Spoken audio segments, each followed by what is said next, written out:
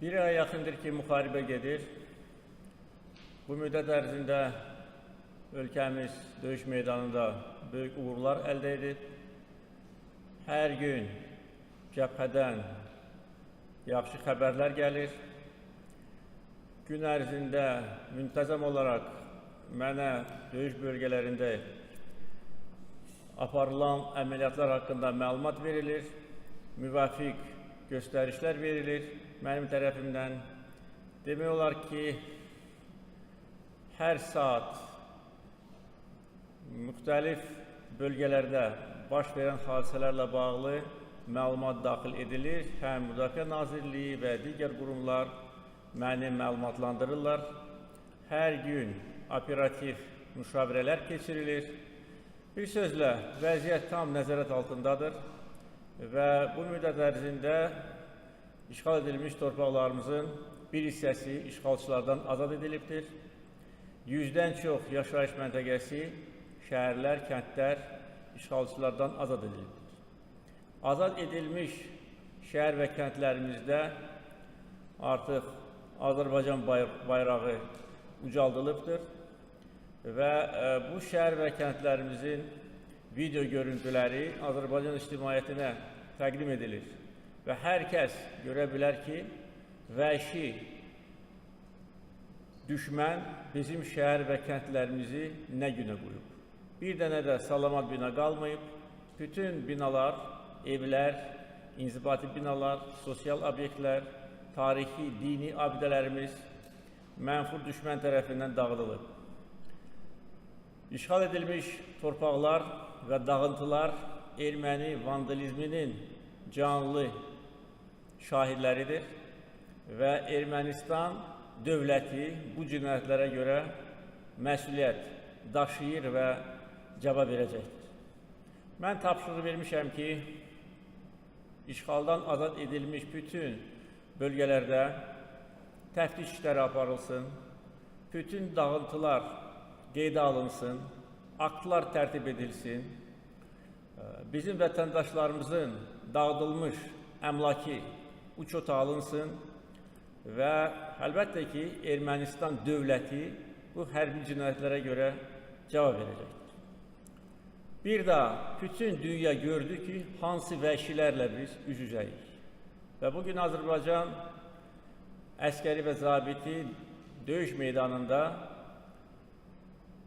düşmənə dərs verir, düşməni yerinə oturdur, düşməni torpaqlarımızdan qovur.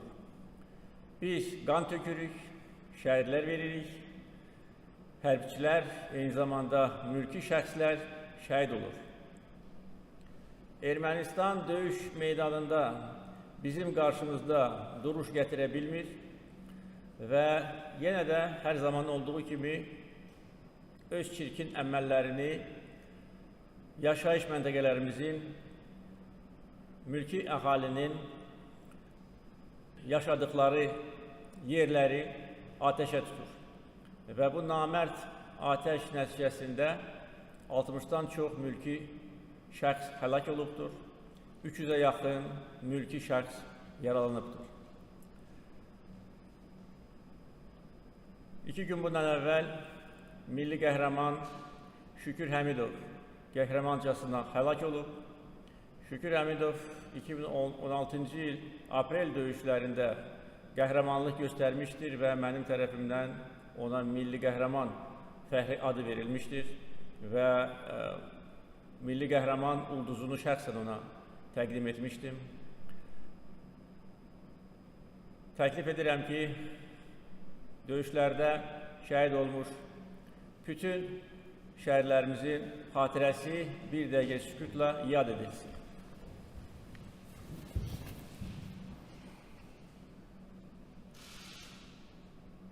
Allah rəhmət eləsin. Yaralı hərbçilərimizə və mülki şəxslərə Allahdan şəfa diləyirəm. Bu günlər ərzində biz bir də gördük ki, Ermənistan bu torpaqlardan öz xoşu ilə çıxmaq fikrində deyil.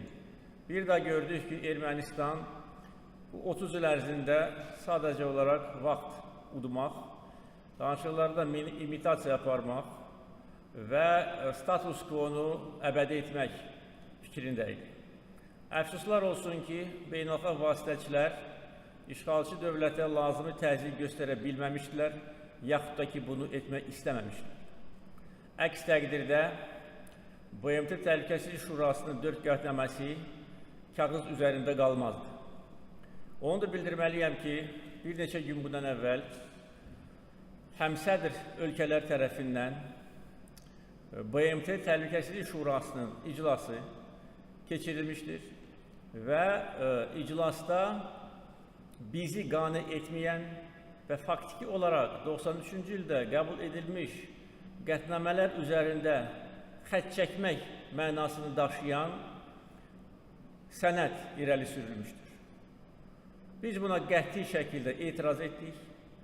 Bu, ədalətsizliyin növbəti təzahürüdür, ikili standartların növbəti təzahürüdür. 93-cü ildə qəbul edilmiş qətnamələr Azərbaycan ərazi bütövlüyü haqqında açıq-aydın mövqe bildirir. 93-cü ildə qəbul edilmiş qətnamələr tələb edir ki, erməni silahlı qüvvələri işğal edilmiş torpaqlardan tam, dərhal və qeyri-şərtsiz çıxarılsın. Bu günlərdə təqdim edilən layihədə bu müddəalar yoxdur. Bir sözlə, bu addım Azərbaycana qarşı növbəti təhribat kimi qiymətləndirilir və biz öz səsimizi ucaldmışıq və şadam ki, Təhlükəsizlik Şurasına üzv ölkələrin bir neçəsi buna etiraz etmişdir. Baxmayaraq ki, onlara böyük dövlətlər tərəfindən təzyiqlər göstərilmişdir. Ancaq bu ölkələr Azərbaycanın hal-hazırda sədrlik etdiyi qoşulmama hərəkatına üzv ölkələrdir və Azərbaycana onlar tərəfindən göstərilən dəstək əlbəttə ki, çox yüksək qiymətləndirilir və onu göstərir ki, qoşulmama hərəkatı çərçivəsində yüksək səviyyəli həmrəylik var. Bir sözlə, bu siyasi addım iflasa uğradı, heç bir sənəd qəbul edilmədi və hesab edirəm ki, bu bizim növbəti siyasi qələbəmizdir. Necə ki, döyüş meydanında biz qələbə qazanırıq, siyasi müstəvidə də qələbə qazanırıq. Düşmanı necə ki, döyüş meydanından qovuruq, düşmənin havadarlarının təhribat xarakterli addımlarına da lazımi cavab veririk. Azərbaycan tək deyil, beynəlxalq birlik tərəfindən ərazi bütövlüyümüz tanınır. Biz beynəlxalq hüquq normalar çərçivəsində fəaliyyət göstəririk. Baxmayaraq ki, Ermənistan dəfələrlə bu müddət ərzində bizi təhribata çəkib, Ermənistan ərazisindən bizim hərbi mövqelərimizi ateşə tutub, yaşayış yerlərimizi ateşə tutub, Gəncə şəhərinə Ermənistan ərazisindən 2 dəfə balistik raketlərlə zərbə vurub, ateş açıb, bunun nəticəsində günahsız insanlar həlak olublar. Hər gün Tərtər, Ağdam və digər cəbhə boyu şəhərlərimizə və kəndlərimizə yüzlərlə, minlərlə mərmi atılır. Amma beynəlxalq birlik buna səssiz qalır. Vasitəçilər buna səssiz qalır. Bunların indi dərdi azarı Ermənistanı bu vəziyyətdən çıxarmaqdır. Bunun bir yolu var. Ermənistan öz xoşu ilə bizim torpaqlarımızdan çıxmalıdır, rədd olmalıdır. Bunu beynəlxalq hüquq tələb edir. Ancaq onlara təsir göstərilmir. Əksinə bizə təsir və təzyiq cəhdləri müşahidə olunur. Əlbəttə ki, heç kim bizə təsir edə bilməz. Bizim iradəmizə heç kim təsir edə bilməz. Sadəcə olaraq bizim hərbçilərimiz və vətəndaşlarımız bilsinlər ki, həm cəbhədə, həm siyasi arenada çox ciddi mübarizə gedir. Çox ciddi mübarizə gedir. Biz döyüş meydanında qan tökürük. Bu qəhrəmanlarımızın canı, qanı bahasına torpaqlarımızı işğalçılardan azad edirik. Eyni zamanda siyasi səhnədə də müqavimət göstəririk, mərdlik göstəririk, öz mövqeyimizi müdafiə edirik. 2 dəfə Ermənistanın xahişi ilə böyük dövlətlərin təklifi ilə atəşkəs elan olunmuşdur. 2 dəfə də Ermənistan bu atəşkəsi pozuldu. Birinci dəfə elə bir gün keçməmiş Gəncəni bombalamışdır. İkinci dəfə atəşkəsdən 2 dəqiqə sonra atəşkəsi pozmuşdur. Belə olan halda Azərbaycan əlbəttə ki, onlara layiqli cavabını verib və verəcək. Bundan sonra da düşməni torpaqlarımızdan qovacaq. Sona qədər qovacaq. Bizim bir şərtimiz var. Əgər Ermənistanın təəssübkeşliyini çəkən, onlara havadarlıq edən və faktiki olaraq 30 ilə yaxın bizim torpaqlarımızı işğal altında qalması üçün ermənilərə, Ermənistana şərait yaradan ölkələr atəşkəs istəyirlərsə, Ermənistana təzyiq göstərilməlidir. Ermənistan baş naziri bəyanat verməlidir ki, Ermənistan işğal edilmiş torpaqlardan çıxacaq. Belə bir bəyanat biz eşitməmişik. Əksinə, xalqların öz müqəddəratı haqqında danışır və faktiki olaraq danışıqlar prosesini məhv edir. Atəşkəs qeyd-şərtsiz ola bilməz. Yenə 27 il, yenə 30 il bizim başımızı aldadacaqlar. Yenə 30 il bura nümayəndə heyətləri gələcək, danışıqlar aparılacaq. Yığılmışıq biz boğaza. Azərbaycan xalqının səbri tükənib. 28 il bundan əvvəl Minsk qrupu yaradılır. 28 il bizi aldadıblar. 28 il bizə söz veriblər, vəd veriblər. Gözləyin, dayanın, Ermənistana təzyiq edəcək, belə eləyəcək, elə eləyəcək. Hamısı yalan idi. Hər kəs də bunu görür. Və mən də xalqıma hər zaman həqiqətləri demişəm. Nə var onu da demişəm. Və bugün də nə var onu deyirəm. Və bildirməliyəm ki, bugün Ermənistan silahlanır. Bugün hər gün Ermənistana ən müasir silahlar göndərilir. Bu silahların siyahısı bizdə var. Reislərin bütün deməli məlumatları bizdədir. Nə vaxt, hardan, hansı şəhərdən uçub və Yerevana nə vaxt gəlib və içində nə var. İndi döyüşlər zamanı 300-ə yaxın Ermənistan tankı ya məhv edilib, ya da ki, hərbi qənimət kimi götürülür. Hardandır bu qədər bunlarda pul? Kasıb bir ölkədir. Nə pulu var, nə imkanı var. Müftə alıbdır. 6 S-300 hava hücumuna qarşı zenit raket kompleksi məhv edilibdir. Onların qiyməti bəllidir. Hardandır bu? Tor, ASA, zenit raket kompleksləri, pilotsuz uçuş aparatları, təyyarələr, hansılar ki artıq Azərbaycan tərəfindən məhv edilib. .U, SKAD, hardandır? Pulsuz verilib və verilir. Biz də buna səssiz qala bilmərik. Hər kəs bunu bilsin. Biz tək başına vuruşuruq, tək başına.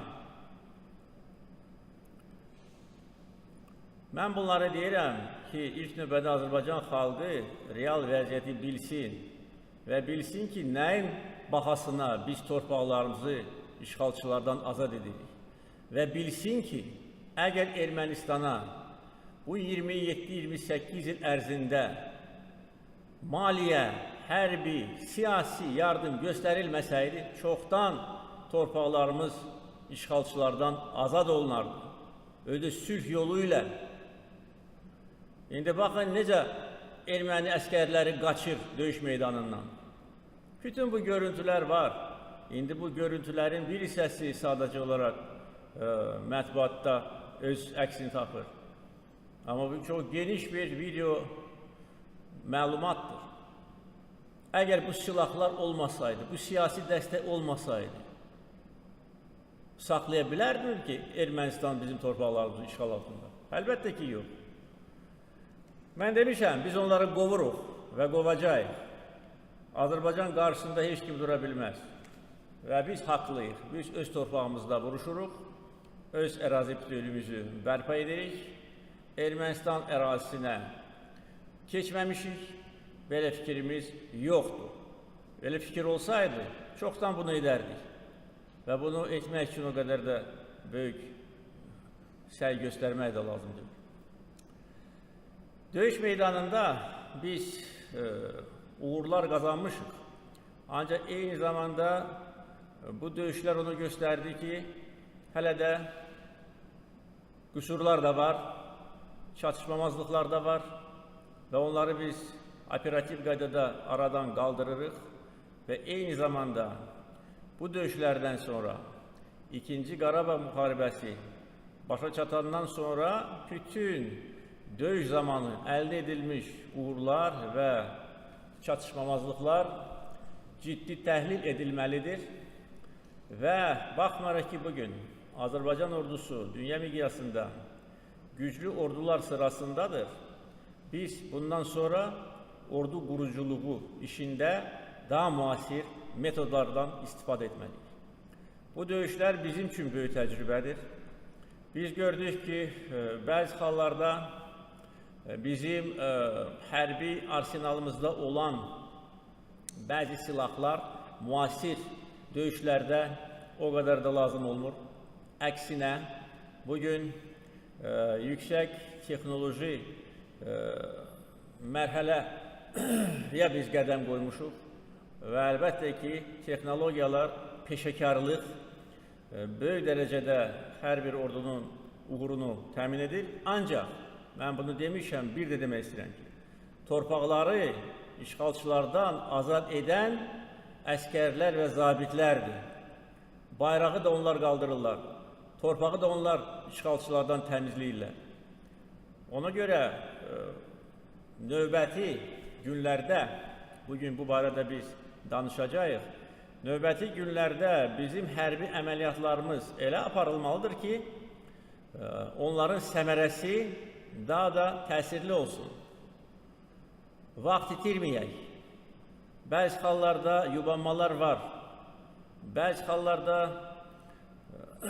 yubanmalara heç bir əsas gətirə bilmirlər. Bütün bunları biz təhlil edirik, təhlil edəcəyik. Yenə də deyirəm, Azərbaycan ordusu böyük rəşadət göstərir, peşəkarlıq göstərir. Biz 90-cı illərin əvvəllərində bir neçə il ərzində torpaqlarımızı itirmişik. Bugün hələ bir ay keçməyib, artıq Füzuli, Hadrut, Cəbrayıl, Zəngilan, Kəlbəcər, Qubadlı rayonlarının bir hissəsi işğalçılardan azad edilir. Və hər gün, yenə də deyirəm, cəbhədən yaxşı xəbərlər gəlir. Düzdür, bəzi istiqamətlərdə ciddi düzəlişlərə ehtiyac var. Amma bütövlükdə qarşımızda duran hədəfə biz çatırıq. Hər gün gələn gün üçün döyüş tapşırığı verilir. Mən bu döyüş tapşırığını təsdiqləyirəm və demək olar ki, bu tapşırığın böyük hissəsi icra edilir. Mən əminəm ki, Azərbaycan öz ərazi bütövlüyünü bərpa edəcək. Biz öz torpağımızda vuruşuruq. Haqq, ədalət bizim tərəfimizdədir. Beynəlxalq hüquq bizim tərəfimizdədir. Tarixi ədalət bizim tərəfimizdədir.